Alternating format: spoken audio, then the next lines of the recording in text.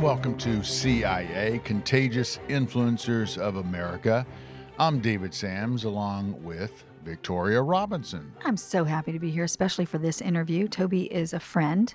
I've got a lot of personal connections to him, so I'm so excited. That's what they all say. Hey, my son-in-law played drums for Toby with DC Talk. Played drums for him. I see Toby every year. We go to Michael Tate's Christmas party. Toby's always there. As a matter of fact, the last time I saw him, he mentioned that he loves listening to my daughter Colby's music, thinks she's an incredible artist. And that's Colby Koloff. Mm-hmm. Yep. I remember Toby back in DC Talk back in the day. He was, they were just massive. They were massive, revolutionary, just such a breakout group. Yeah. They made such a huge difference. They did. Chad, my son-in-law, Chad Chapin, who was his drummer for several years, he talks very highly of Toby and Michael, that whole group, and what a great time. He talks very fondly about that whole era of his life, and what a privilege it was. And for those of you who don't know who TobyMac is, you're about to meet him, but he has sold over 10 million records. Wow. Started out with DC Talk. And now he does his thing, but he also has Goatee Records. Right. He also has other artists that he's signed to his label. And he actually told me he wished he had signed Colby. Really? I don't know if he was like making this mom feel good. No, we were at Michael's party talking in the kitchen, and he looked at me and looked at Chad and said, "Hey, Chad, why didn't you call me and tell me about your sister-in-law? I would have loved to have had an opportunity to work with her. She's the kind of artist that I love working with," but she was already signed with someone. He's just a great guy. He and his wife both, very friendly. Amanda. My daughter and son-in-law talk so highly of both of them. They've got 5 children. His wife Amanda is this beautiful supporter of him and doing her part as well. I believe behind every successful man is an incredible woman, and I think she is that woman. And he's just, to me, he's like the Michael Jackson of rock and roll in Christian music. He's massive. One thing I was really interested in learning about is how he has stayed so relevant over multiple decades. Right. Yeah, that's a testament to how good he is. And brilliant. Not just a good musician. He knows the business. I see him as a visionary who sees what's coming and wants to make the changes to make sure he stays relevant. And he's proven time and again that he's doing just that. So let's get right to the interview. This is my recent sit down with TobyMac.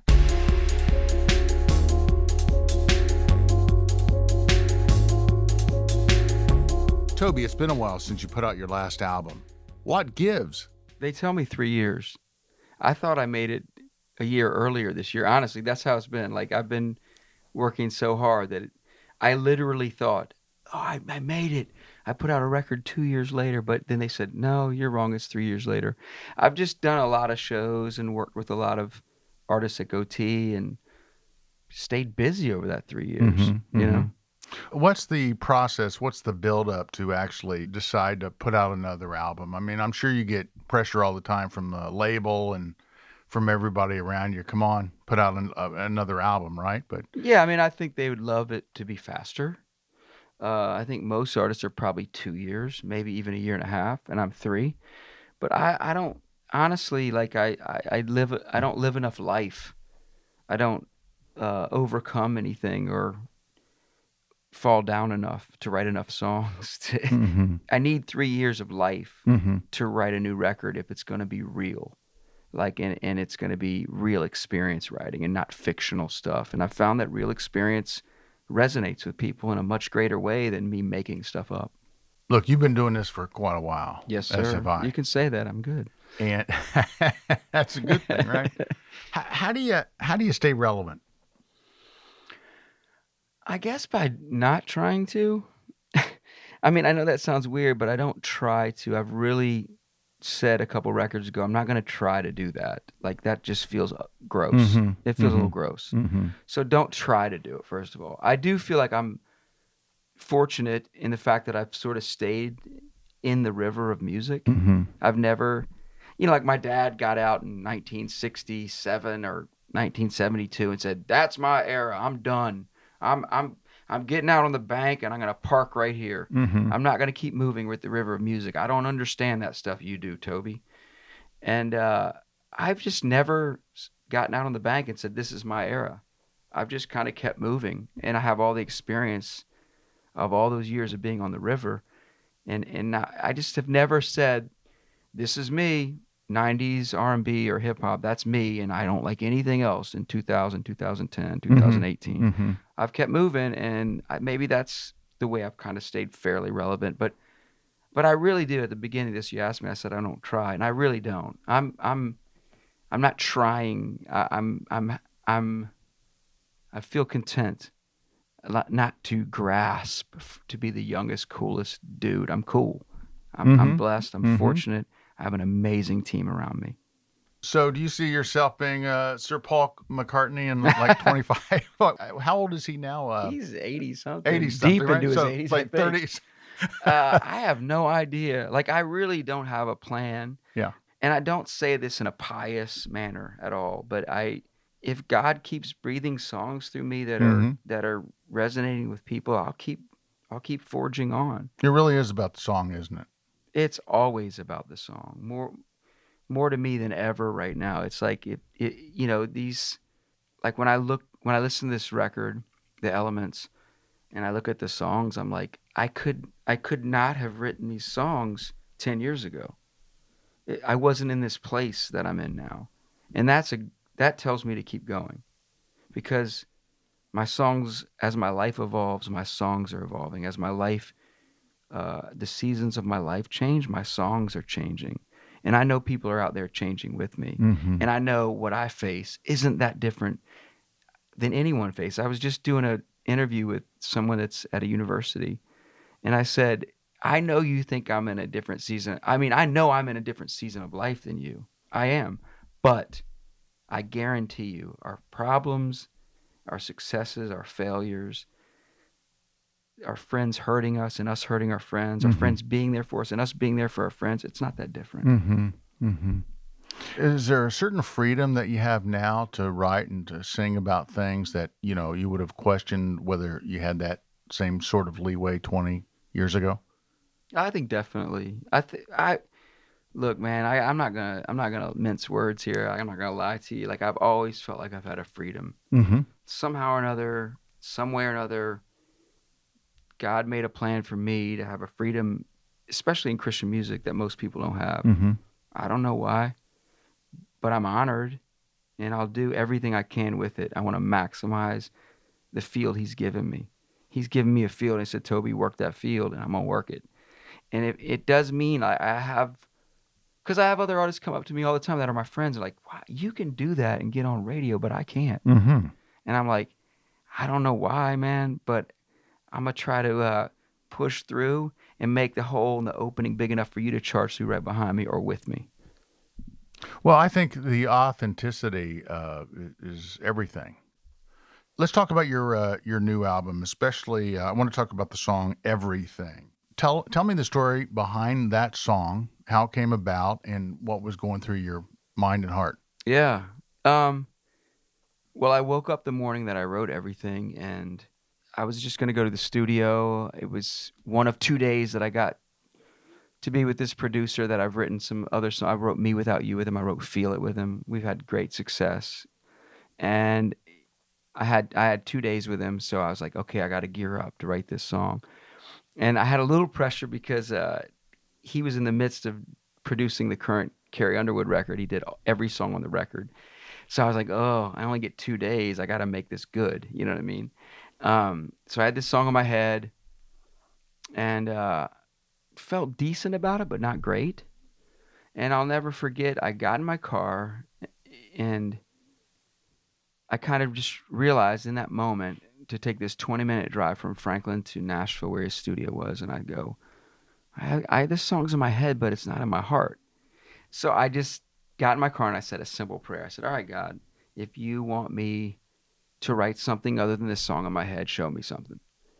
And as I was driving to the studio, I just became aware. I saw people talking on the side of the road. On a bench, I saw cars driving by. I saw the sun in the sky and peeking through the clouds. And I just, it's like God said, Toby, I'm not going to show you something. I'm going to show you everything. I'm going to show you that I'm in everything. And I just was driving down the road and I wrote that chorus. And I'll never forget walking in to share it with David, and he's like, "I like it," but then I walked outside for a minute and came back in with the rest of it. And he's like, "Now I love it. Let's go." Mm-hmm. Mm-hmm. And it was. I don't always get my songs like that. They're usually from a lot of hard work, but once in a while, God drops a nugget on you, and you're like, "Okay, this is it." Is it when that happens? Is it just a feeling that you get? It is a feeling. I knew I had something right when I wrote the melody, and it was kind of a throwback to some of the things I grew up listening to. It's like a 90s R&B melody, like a new edition.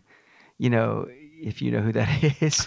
Like it's just I it's go just way back before that. yeah, So yeah, but it's just a group I loved, growing up. And yeah, I threw it back to that, and it feels good, and it's kind of a party. And if you're saying I see you in everything, it should be a celebration, and it is. what are the elements that you're facing these days, and what are the things that keeps you on the edge of your seat? First of all, I think the elements are everything we face that keeps us from being what we want to be, who we want to be. Like, I want to be a great dad. Mm-hmm. I want to be a faithful husband. I want to be a good friend. I want to be a man of faith. These are the things I set my sights on every morning. And by the end of the day, I feel like everything's turning me back to loving me well and not everybody else well. Mm-hmm. Everything that I'm facing is telling me take care of yourself, love yourself. And I'm not saying we don't need to be happy with ourselves, but I'm saying I'm called to love others. I'm called to take care of others.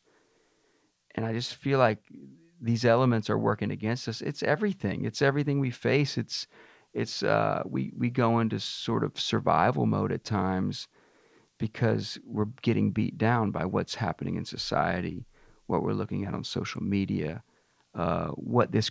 all the stuff this crazy world's throwing at us. That to me are the elements we face.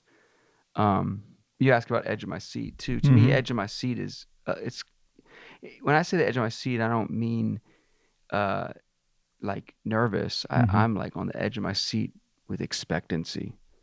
Um, what are you going to do with this day, God? Let's Mm-hmm. go. Mm-hmm. Like rather than the jaded man with his arms crossed and his eyes rolled in the back of his seat, take me out to the edge where I'm wide-eyed with wonder, which I've already talked about, and saying, what are you going to do with this day? Not how bad can it be, but what are you going to do? That's astounding. That's amazing. Mm-hmm. Mm-hmm. How do you keep it real with your family? How does your family keep you humble? I mean, that's a really easy answer, honestly. Probably the easiest question you ask me all day. I mean, it's really simple. Like, there's not a Grammy, there's not a plaque, there's not anything I've ever received a Dove Award on the walls or in our home because it's not who we are. We're not the TobyMac family. We're the McKeons. Mm-hmm. Uh, starting with my wife, we are not caught up in my career at all. Matter of fact, get it out of the way. Come home and be a dad. Take out the trash. Take your Mm-hmm. kids to soccer practice. Take them to piano lessons. And it's just not a thing for us. It's not what I want it to be about, but it's definitely not what my tough Jamaican wife wants it to be about. It's just the rules of our household. Mm-hmm. My friends my friends aren't hanging out with TobyMac, they're hanging out with me. You know what I mean? It's that thing is it's sort of I'm not denying it. I'm not disillusioned, but I'm not. It's just not something that I want to be a man of the community, not a man that's on stage. So when I'm in Franklin, when I'm at my home, I'm loving people in my community, whether I'm walking by them on the street or whether I'm paying for a kid to go to a school that can't afford it. I mean, I want to be a man of the community, Mm-hmm. and the stage will trick you, and it will make you think you're doing great things, and maybe you are to some people. But what I'll even tackle that. What's going on backstage? That's the man I am. Mm-hmm. On stage is the spillover Mm-hmm. from if I'm loving my band and the openers and the crew. If that's happening, on stage is going to be great. Mm-hmm. But I'm required back there. I don't excuse backstage ugliness for onstage goodness. Mm-hmm. Same in our home. I don't excuse Toby Mac's achievements if I'm not being a great dad and a great husband and a great man of community. What is it at the end of the day that makes you know that you're a great dad? I know that my son in Los Angeles that moved there, our first one left the house and he's 20 years old. And he lives in LA. And I know he knows that I love him. Mm-hmm. I know he knows I hope for him. And I know he knows that I pray for him. And that makes me a great dad. Is he a musician? He is. What do you think about that? I think he's carving his own trail. In Jamaica, you pull out that machete and you carve a trail through the trees. We call it machete, I know, but in Jamaica, it's a machete. And he's carving his trail, and he's not looking for me to help him. He wants to do it on his own, and I'm cheering for him. Mm-hmm. And he knows I love him, and he knows I'm proud of him, and he knows I'm proud, and he knows that I believe that God has something amazingly special in store for him. That his creativity is to the degree that people will take notice, and I just want him to use it for all the right reasons. That's good. Yeah. I have 2 daughters out there, and one of them is in acting school, and she's 19, and I feel the same way about her. You do what you can do and support them in any way you can, but they want to carve out their own territory. Yeah, I mean, I think, if I can speak generationally for a second, I think we experienced at least me, my Christian household was a list of do's and don'ts. And I feel like the generation I'm raising, it's different. I want all my kids to just find the Lord on their own. They need to discover him. I'm not saying I'm not teaching the Lord. I am. I'm teaching about the Lord every day. But I feel like I'm not going to force it on. They have to go out there just like we did. I believe that this generation, we can't box them up and say, this is the faith you have. Mm-hmm. They're not going to take that. They're going to find that. But I believe they'll find it. Well, we've been really good at putting God in a box and putting a label on him. And the one thing about that generation coming up is that they don't buy that. No, that's what I'm saying. Yeah. You said it better than me. They don't buy it. Yeah. They will. I believe that what we've represented and what we showed them, they won't go too far from it. I think they'll come back to it on their own. Mm-hmm. And they'll find it for themselves, and then it'll be real. Isn't it something how we thought that we went through that too? We did. I kind of grew up where it was like put on me. And then I kind of was a good kid. I obeyed the rules. But I didn't discover the depth of what I had until later. I didn't stray from it, but I didn't really discover the depth and the realness until later. Mm-hmm. And I'm still discovering it. Yeah, absolutely. We better be. Once you think you have it figured out, and then, wow, you didn't quite have it figured out. Absolutely. I know that you have been really somewhat concerned over the years about race relations. Yeah. We've been going through some crazy times over the last few years. What really is it that has you concerned? I think that we are not honest about our history. I think it's really hard. Mm-hmm. It's not easy for people, white or black. And I don't mean to exclude Hispanics or Latinos, because I think that's a whole different circumstance. But it seems like the wound that keeps coming up is African American and Caucasian. I do think that that's true. And I think that if don't take an honest look at our history, I think it's just going to keep getting a scab on it, and it'll open, scab on it, it'll open, and it'll never heal. And I think that an honest look to me, it doesn't look like white guilt. It just looks like, hey, there's some acknowledgement that we need to do. And then there's the promise of, confession and forgiveness. That's what needs to happen. And then compassion needs to pour in and fill all the holes and all the gaps. That's my hope. I live as diverse a life, I think, as people can live. I mean, I have mixed home with two African American Caucasian mixed children and a Jamaican wife, and my band is completely mixed. I live in a community and love people well, and try to make my life as about the right thing in that area as I can. But there's still a lot of pain, and I think until we're willing to really take an honest look at it, uh, we're gonna always have these trouble spots, and it's gonna flare up. And I don't think it's ever gonna be gone, but coming together and having honest dialogue. And so I wrote that song "Starts with Me" with Aaron Cole and a guy named Dave Lubin and Cole Wallowak, and I just wanted people to hear it from both sides. It's an African American young man, Aaron Cole, artist, and myself, trying to present it in a really forthright way and cause people to dialogue. Let's talk about this. Let's not this. You can't just sweep it under and say, "Okay, we're cool now, right?"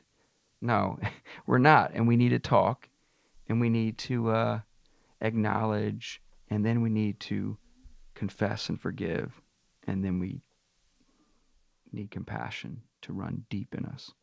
I know most churches are very segregated in America, to even to this day. So I don't know what kind of example we're setting exactly to the rest Mm. of the country. How can we get our own tribe to have this discussion? Well, like Dan Pitts, my manager, we both are passionate about this issue, and I know at the end of the day we'd come to the same conclusion, but he definitely wants what you just said.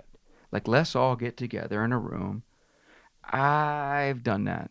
Mm-hmm. I think it starts with me. Mm-hmm. I'm gonna do what I can with my life. I'm gonna be sensitive. I'm gonna be aware. Mm.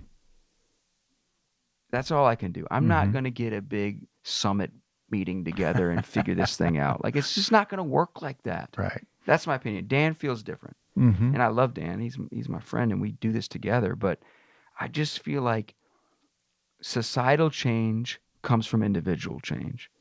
Mm. I'm gonna be an example of that, and I'm gonna live that and hope that it spreads like Mm-hmm. wildfire. Mm-hmm. That's good. That's good. Why is the song "Scars" your? I've heard it that you've said it's your favorite song on the album. I think it just came from a really tough place and a place where I've never been. Like, I've never been there before. I've never, you know, had somebody experience the cuts and bruises of life, someone that I've protected. I've protected them from those, and now they're out experiencing them, and it's hard to watch, but it's needed. And I wanted that loved one to know that they're not alone. I mean, it's hard to watch, but you're not alone. And not only are you not alone because I'm here for you, but bigger than that, God's there for you. And that is where your help comes from, truly. So it's just hard. It's hard to watch people go through tough things. People that are dear to you, your children, Mm-hmm. your siblings, your parents. I mean, your best friends. It's hard. I mean, for me, it was definitely about my son. Just watching him face the tough things and make bad decisions and get burned, and then those burns leave scars. And I wanted him to know that we've all been there, brother. I was there. I'm there still. I come home with scars, and but you're not alone, and God loves you and understands and hears you, no matter where you are or no matter how many times you've made the same mistake. Is doing music as much? Do you get as much out of it today? The business has changed so much. The delivery mechanisms, the distribution of music has changed so much. Are you excited about all that? Are you discouraged about that? How do all these changes sit with you? I think it's taken away the temptation of measuring a little. If I'm just being totally forthright, like, I don't measure it as much.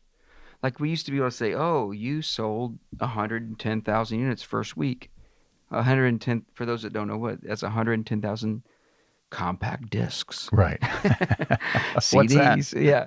So now it's like I've kind of like let go of some of that, like trying to figure out what success is, and I just put out the best things I can put out there, the deepest, most things I'm most passionate about, the things that make me feel the most, the things that I have two rules when I go in the studio. Really, one is, why does this song have a reason to exist? There's lots of songs. Does this song I'm working on have a reason to exist? Mm-hmm. And then the second one is, did it make me feel something? Because if it doesn't have a reason to exist and it doesn't make you feel something, why just move on to the next song? So like that's kind of what I measure it by now. Yes, this has a reason to exist and it made me feel something. Let's put it out. I don't know. I don't know if people even like Scars yet. I mean, I might have seen a few comments on Instagram, but I don't track it like I used to. I'm like, I think it's become untrackable to some degree. I guess there's people out there that know how many streams this and this and this is good and bad, but I don't. Mm-hmm. I'm like, cool, let's go. It's made it a little more pure for me. Mm-hmm. Yeah, it's like trying to keep track of my podcast downloads. Right. Okay, you asked me about my dashikis, so now I got to ask you about the hats. Yeah. I'm a hat guy. How many hats do you have? Ooh. I did redo my closet and got rid of about probably 60. So I'm probably down to about 100. Like, Oh my I mean, gosh. I'm a hat guy for sure. I mean, I might have 40 or 50 in my closet right now, but I've just all through the years, I've always been a hat guy, from DC Talk to today. So I have years and years and years of fedoras, and when I say I put them away, I put them I put them in like a locker. Right. I put it, like I didn't really throw them away or sell them. They're somewhere in Franklin, Tennessee, in some warehouse somewhere. No, it's fun to have something like that. Are these hats like your security blanket? Yeah, I mean, I think that's fair enough to say. Like I'm wearing my hair in front of you right now. My hat's sitting on the table for you people that aren't here. and that's none for of you, those but the two of us. And for those of you who can't see this, he does have hair. Yeah, I do have hair. I think it is, because like last night I went to an event, and actually my wife was speaking at it, and it was in a place. It was in a Nashville jail. My wife was speaking, and my wife never speaks, by the way, so this is like weird. But she's amazing at it, and she's found a little thing that she loves, and I'm proud of her and happy for her that she gets to go minister. But anyway, I wasn't supposed to bring a hat to the jail, and I didn't know that. So they let me slide by, but I kept it under the chair. So I think that's officially a security blanket. If you have a hat in the audience and it's under your chair because you can't wear it, that's officially a security blanket. So headlines: TobyMac smuggles hat into jail. Thank you, my friend. Yeah, man. I enjoyed it. Wasn't that awesome? Oh my gosh. I love how Toby is talking so raw and real about faith and not putting God in a box. One of the things that I have tried to do throughout my faith walk is I see people doing that, and they put him in a box in this idea of who he is, which is the opposite of who I believe him to be. So that's what I loved about how real Toby was. And he wants to be part of shifting the paradigm as to how people view Christianity. Well, he is the master at it. He's the master of creativity, and he knows how to connect the dots. He knows how to appeal to multiple generations. He does. And he's making music that matters, David. I mean, as he said, does this song have a reason to exist? Does it make me feel something? I love that he is a true artist who isn't just writing songs to have something played on the radio. He wants his music to almost be to be a message. And I think that's what makes him stand out above the rest. And what makes you stand out above the rest? There's so many things. I think that's a whole longer show. Well, I think you do. I'm just real. You know what? I try to keep it real, David. One of the things that I felt for the last 20 years since I became a Christian is that as I've become more and more involved in ministry, God's called me to antagonize religious people, to be honest. I'm not saying I'm against organized religion or against going to church. I think that's incredibly important to our walk. But I am one of those people who just says, let's not fake it. Okay. There's enough people in the church pretending everything's okay, faking it till they make it. Let's just be real and honest. That's how things are going to change. And that's how I believe TobyMac feels as well. That's why I think I just look at him and think, wow, this is a guy who's truly making a difference. And he's speaking differently than the norm, than mainstream Christianity. And that's how I'd like to say I stand out as well, because I'm on the same page that he's on. Well, I can't wait till we can finally talk about your new show. I can't either. For those of you who don't know, Victoria Robinson, previously Victoria Koloff, and you changed your name back, right? Well, I was married for over 2 decades to my ex-husband, and I kept his last name because my children, they were still in school, in high school, and I thought I should do that for them. But we've been divorced over a decade now. And so about a year ago, I decided, it's time for me to get my name back. Colby, my youngest, who's also, as I said, a Christian music artist, is 22 now. And she was the last one. When she moved out and is out on her own now, she's out there doing different tours. I thought, why am I keeping this name? I'm ready to go back to who I was born as. So that's why I went to my maiden name, which is Robinson. As soon as I did, I got lots of messages. Did you get remarried? Well, who's the guy? And it had nothing to do with that. It had to do with me just saying, this is a fresh start for me. I've done my part as a mom. I kept the name for them. It was only for them. That was the only reason. And now it's my time. So for 2 years, you were on Lifetime with your show, Preacher's Daughters. And as Victoria Koloff. Correct. Right? Now you're on the network that starts with a what letter? An H. H. and you're a Robinson. I'm Robinson. Yes. Did they try to get you to go back to Koloff? No, they don't even associate that show with this show. These are totally two different shows. Oh, okay. And so I'm the same person, but I told them from the beginning, just make sure and remember my name is not Koloff, it's Robinson now. And they didn't even blink at it. I don't think that show has anything to do with, it's totally different audiences, completely different concepts. And so it didn't really matter. Whatever happened to the old days where you would just everybody went by their first name? I don't remember those days. You mean Muhammad Ali? Well, no, that's two names. No, that's not, not those kind of olden days. I'm Oprah? talking about the 1200s or something. You see all these dramas and it would be David of Brentwood. Oh, yeah, true. Victoria of Bellevue. Yeah, that's true. That's kind of cool, isn't it? That's very true. By the way, wouldn't it be great to change our names to I could be David of Brentwood. You could be Victoria of Bellevue. Right. So of would be your middle name and Bellevue. No, I'm serious. That's what scares me because I know you are serious. No, from a positioning standpoint and being on TV with a series. Okay, I'm going to stick to Robinson. If that's okay with you, I'm going to stick to Victoria Robinson. I'm sure my dad appreciates it in heaven. He's looking down. My dad always wanted to make it in entertainment. He was a traveling salesman, incredibly good at what he did. He could sell anything, but he was a stage actor throughout high school, throughout college. I always thought, and he always said, that's probably why I thought it, he could have been the next Robert De Niro. And I believe he could have. He was that good. So I like to think that Dad's looking down going, at least my baby girl's out there making it happen. And not that I'm acting in the show I'm doing now or even Preacher's Daughters. We were just ourselves because it's a docudrama reality is what Preacher's Daughters was. This show is more about a business I do with my daughter. But we're just being us. But I still I would like to think my dad's like, my baby girl on television, and he's probably pretty excited about it. Well, we sure love having you here, or at least I do. I love being here. I don't know if everybody else feels that way, but I do. They may not. But as long as you do, that's all that matters because they're not the ones that invite me here. You do. That's true. No, actually, they could tell you I suck and they hate me and please don't have her again. So I hope you guys like me too. Well, you know what? I love doing the show with you. It's such a different experience. Of course, Tim life coaches me, Right. right?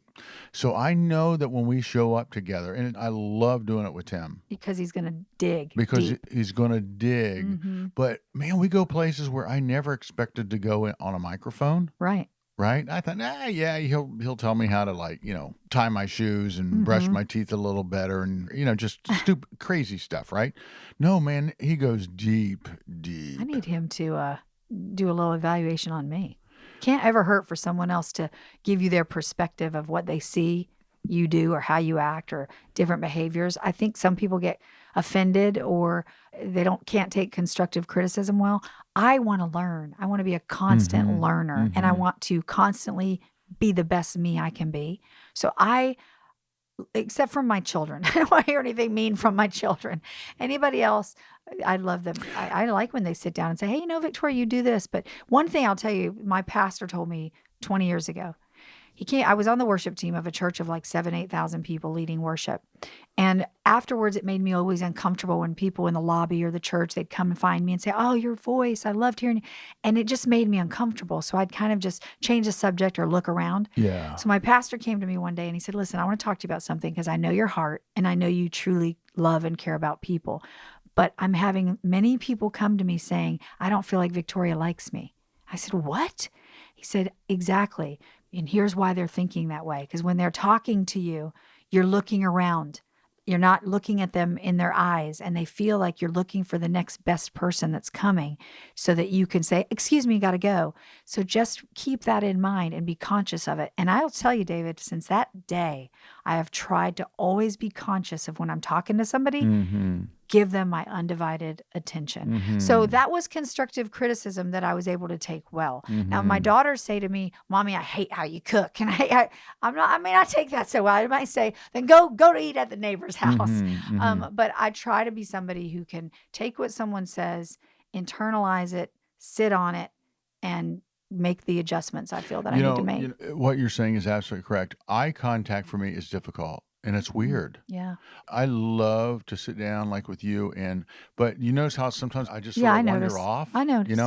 I know it's not the thing to do. I Right. mean, I'm a producer, Right. right? I'm a director, producer. I know that I shouldn't be doing that. Well, eye contact is a very intimate act when you think about it. You are looking someone in the eye and Look at my yeah, eye. that's how they hypnotize people, right? You're not allowed to look away. But it's kind of like, have you ever heard that why we tell our hairdressers everything? Now you're scaring me the way you're looking at me. Have you ever heard that this is proven? The reason people tell their hairdressers all their business is because our heads and our hair are very intimate. So they're washing your hair and it just makes you open up and tell them all your business. You've just met this person who's going to fix your hair and they know everything about you. That was also something that I read somewhere. I love it when my hairdresser gives me that and do head you tell her massage, things? Do you start opening up No, and talking? it's he. Well, yeah, But- that but- doesn't matter. You No, can still tell I had him a she, things. but now I have a he. But I just love that finger Yeah, it's thing, very right? intimate, just like eye contact. But we all need to practice it because it's very important to make someone else feel like what you're saying matters to me and I'm listening to you. It helps us be better listeners, you know?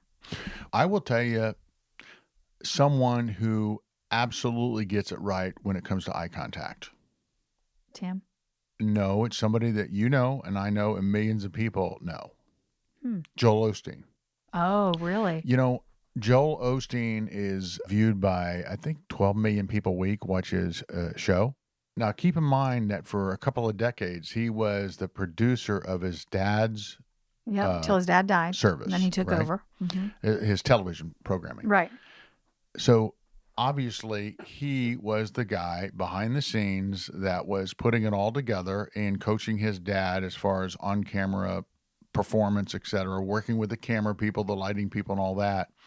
Well, he obviously paid attention to himself and learned from doing as a producer. Yeah. Because you'll notice that during his program, everything is in a medium close-up when he's on stage, other than the establishing long shot every few seconds. But And he's always looking at the camera. and he's always looking into the camera, Yeah. right? Like it's just you and him. I would say probably 90% of the time, 80% of the time. I mean, think about that. He's having an intimate conversation with 12 million people. Yeah. Now, most pastors on TV, they're playing to their congregation. True. And they just are shooting the thing as though it's a regular church service. Mhm. Not only that, but usually they're standing behind a pulpit, which Yeah. means that you've got something in between you and the viewer. That's a great point. Okay. So not only are you standing behind something, but you're not looking into the camera the majority of the time. And so let's there's think a about total this. disconnect. Right. And he's got how many people in his audience? 10, 20,000 people there? Generally, it's, 10, 12, Okay. 15,000. Well, that's a yeah. fraction of 12 million. Mm-hmm. So they're listening to him in the church. They're there live. Mm-hmm. But you're right. Looking into the camera, that was a brilliant move on his part. And I've noticed that when people come in and do a job interview with me, Mhm. if they don't look at me and they're looking at the ceiling and looking down and Yeah. looking away, I feel really uncomfortable. Yeah. Well, it makes you feel like, number one, what you're saying isn't important. Mhm. Number two, I'm trying to hide something. Mm-hmm. Why won't I look at you? Because Mhm. the eyes are the window to the soul. And you can tell a lot about people. With my girls, if I knew they did something, but I wanted them to say it, I would ask them. They did the same. They'd start looking down, fidgeting, looking around. When I finally got them to look at me, I could tell from their facial expressions when they were lying. It's really not as difficult to tell when someone's lying if you pay attention than people think it is. Now, there are some that are really good at it. They've practiced it. But majority of the time, I can look at somebody and tell something here just doesn't seem honest. So him looking in the camera to me tells me 12 million people are listening to him going, he believes what he's saying. And now I'm starting to believe it. And because of the subject matter, that's a good thing. Yeah, it is. And I'll just say one more thing to that to kind of make this point a little. A couple years ago, I went out on a first date. Mm-hmm. A couple years ago? Just Yeah. a couple? A couple years ago, I went. Well, not my first date of my life. Oh, okay. It was with my ex-fiance, and I'll never forget. I walked in, and we had never met before, and I was really. I'm very shy. Mhm. I mean, I really am. You? Okay. All right. Well, So I walked in and we started having a conversation. I sat down on the couch. She got me a glass of wine. I brought her wine. She opened it, or I opened it, and we had a glass of wine. And I was looking away from her as I was talking to her. very bad idea, And especially a first date. A, I was kind of shy. B, I was really kind of searching for the words, Okay. right? Mm-hmm. I'll never forget. She goes, "Look at me." And she kind of was laughing, and that kind of broke the ice a little bit. Uh-huh. But a few weeks later, she says, "You know what? You know how close you came for me To say lose my number? No, I was about to say, look, here's what she was thinking. Right. Obviously, he doesn't like me. Yes. Obviously, he doesn't like the way I look. Right. And there's no connection. How do I ask him, well, let's just call it off and finish our wine, call off, and you leave." Right. Right? That's how close we came. Well, and think about it, David. You're thinking when she's telling you that, oh my gosh, I was just nervous, shy, and insecure. I was Yeah. meeting this beautiful woman for the first time, Right. and I just don't want to blow it. Yeah. But that's what she's thinking. That's what I mean by how important it is to make eye contact with people. Yeah. And I mean, the eyes are everything. It's what we see. We are visualization. We visualize things just like the show I'm doing now. I walk into a property, it looks awful, and people would look at it and go, why would you even mess with that? But I see beauty. So blind people sometimes are better visionaries than people who have their sight. So it doesn't have anything to do with whether you're blind or you're not. I'm not saying only because if you're a person who's seeing person, you can have those tendencies to visualize or to connect with people.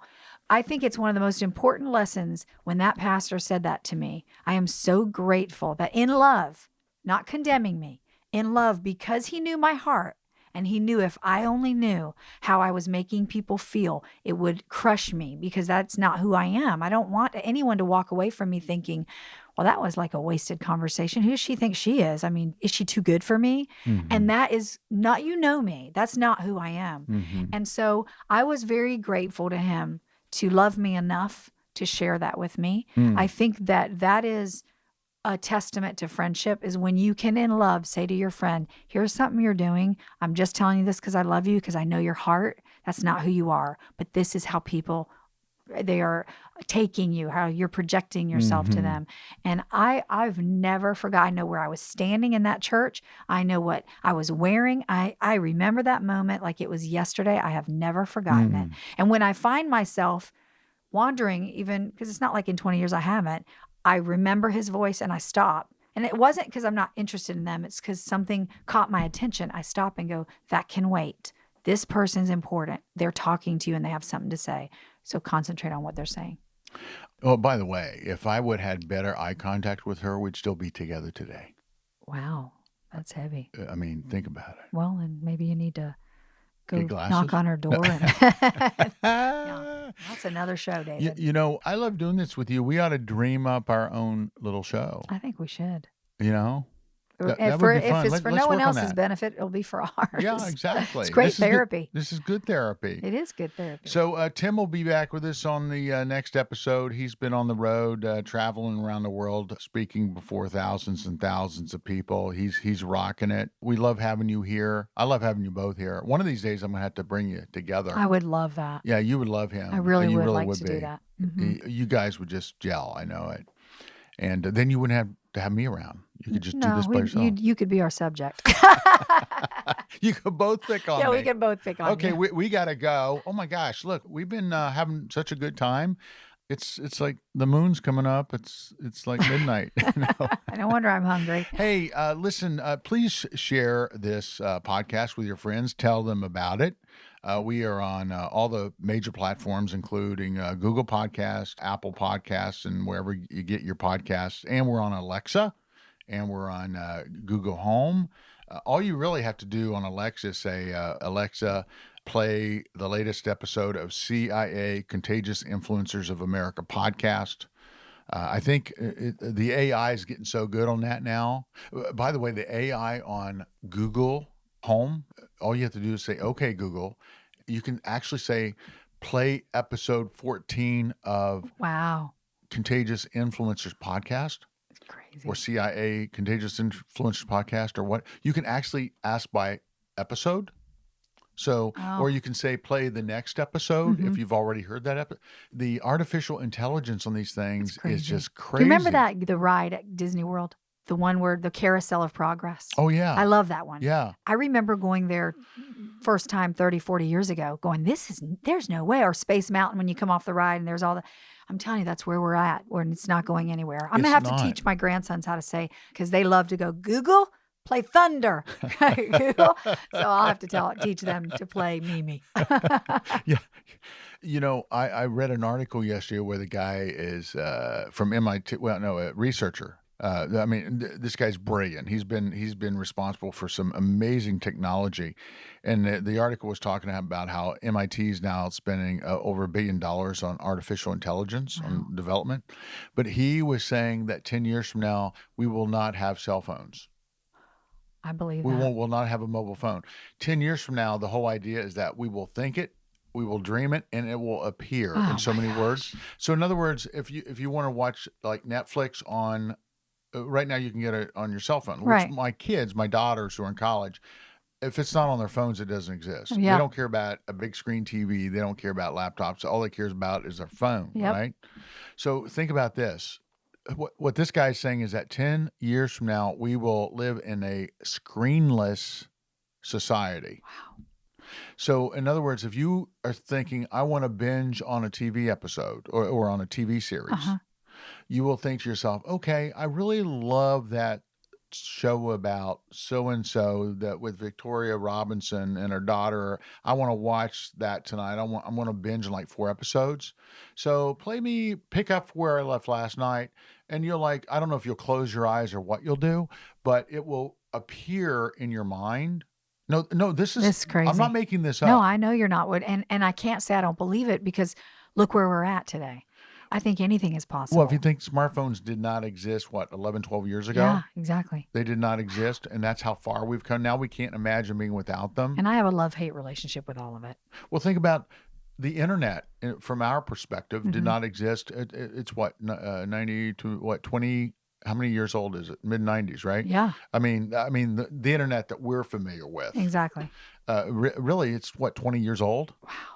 right? Yeah. We think it's been around forever. Yeah, exactly. But So do our kids, because that's all they've grown up with. But think of life before we had the internet. Think of life before we had the mobile phone. I mean, I'm not. Smartphone. I'm telling you, I have a love-hate relationship. I miss those days. Yeah. I miss those days going to restaurants and people talked, and now you look around and everybody's looking down. And it's still scary too, because I'm sure there are those of us who think, wow, bring it on, because all I'm thinking about is 10 years from now, I'll be able to close my eyes and say, okay, I want to dream of Ginger from Gilligan's Island. And on that note, we're out of here. Okay. We'll see you next week on CIA, Contagious Influences of America. And remember, life is a lot more fun, a lot funner, a lot more fun. More fun. More fun. Funner is what my 3-year-old grandson would say. Well, I always say, But it is I fun. live so much of my life in black and white, so go out there and live it in living color. It's a lot more fun. See you next time.